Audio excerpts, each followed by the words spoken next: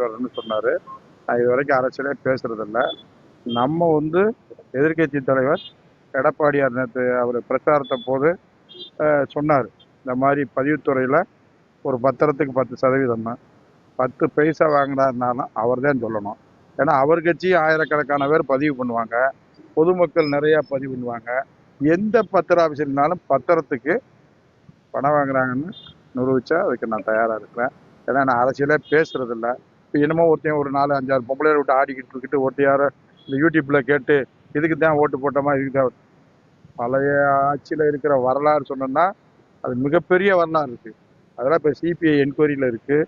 அது மாதிரி CBCID enquiry இருக்குது. பதிவுத்துறையை பற்றி கடந்த கால வரலாறுல என்னென்ன நடந்திருக்குது அதுகளை பற்றியெல்லாம் சொல்லிட்டு இருக்கிறாங்க. அது விரிவாக சொல்ல வேண்டிய காலகட்டம் வந்தால் கட்டாயம் விரிவாக சொல்கிறேன். எத்தனாம் தேதி எங்கே என்ன நடந்துச்சு, அது மாதிரி பரந்தூராக இருந்தாலும் சரி, அது நம்முடைய பிஎஸ்சிஎல் லேண்டாக இருந்தாலும் சரி, அப்புறம் இன்னொன்று எந்த வருஷம் எந்த தேதியில் நடந்திருக்கின்ற விவரம்லாம் என்கிட்ட இருக்குது.